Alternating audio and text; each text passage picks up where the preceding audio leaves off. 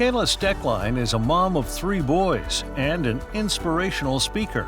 In August of 2018, her husband Andrew, pastor of Inland Hills Church, died by suicide. She's now an advocate for mental health in churches and how we can support our community and leaders who suffer with mental illness. No matter your mistakes, no matter your mental health, God's got you, God's got this, and God can do impossible things. Amen. Please welcome Kayla Stoecklein.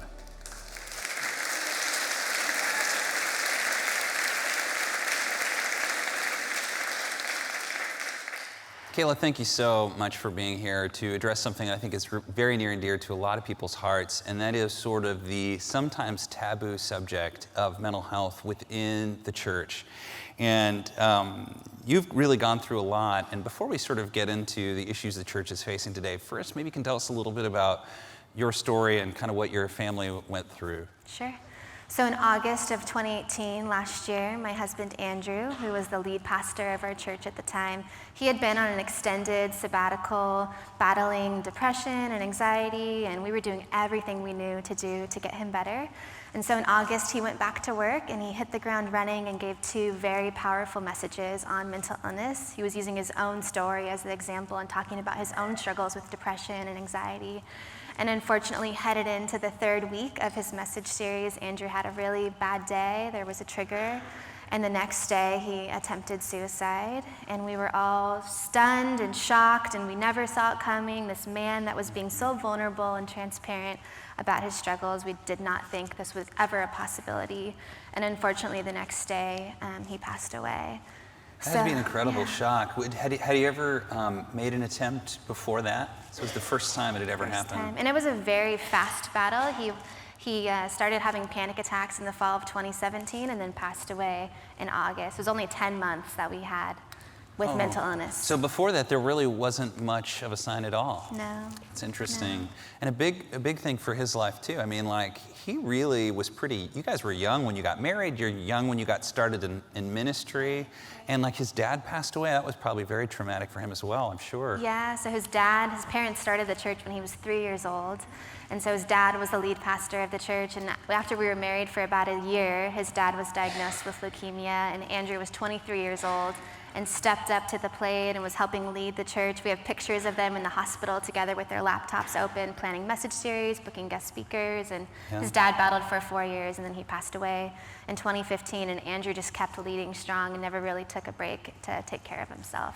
So just after his dad died, and it was 4 years, and watching his dad degenerate, this just traumatic experience. It's interesting, I didn't understand it was such a brief period of struggling with mental illness, and that's a good reminder to a lot of us, is that really nobody is impervious to mental illness at some point in their life with depression, anxiety. It's actually a very normal thing to experience, even though it's difficult, like cancer or something like that. It's common, but dangerous. Anyway, how did your family and your church cope with? I mean, it's a big church. Isn't it like 4,000 people? Yeah, and large church. So all of a sudden, your family, you're like thrust into the spotlight, and yet you're grieving, and yeah, our story spread like wildfire. It went viral. This young, good-looking guy we had 3 little boys at the time. At the time, they were 5, 4, and 2.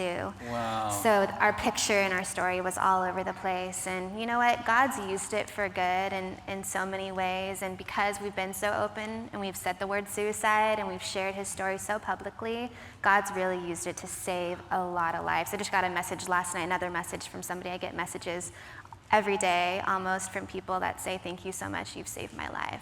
Wow, I've even really enjoyed your Instagram too, because you have a big heart for pastors. I do, and you talk about the struggle that pastors go through that you even saw in Andrew.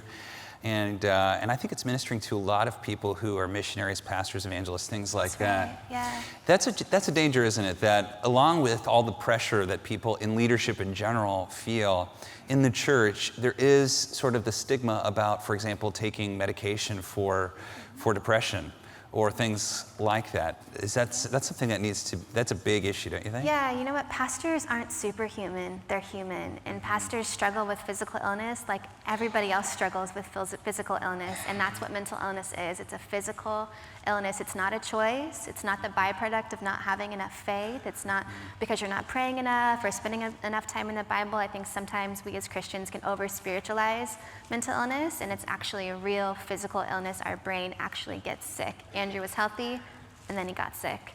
And so I think just better understanding that and saying it's okay, if you need medicine to help heal your brain, and it's okay if you need to take a break and rest and seek that time by yourself. I went to Oral Roberts University, and they were obviously in the Oral Roberts tradition. We're Presbyterian, but I have this background where I love the faith aspect of having this Jewish faith where you just plead with God, and you don't pray whatever be thy will. It's like, God, I need healing, and I love that aspect of it. Sometimes I think in some of these traditions, it's like you said, that nobody would say it's because you don't have enough faith, but they can certainly feel that way. And everybody can feel that way. Like, why wouldn't God just take this away?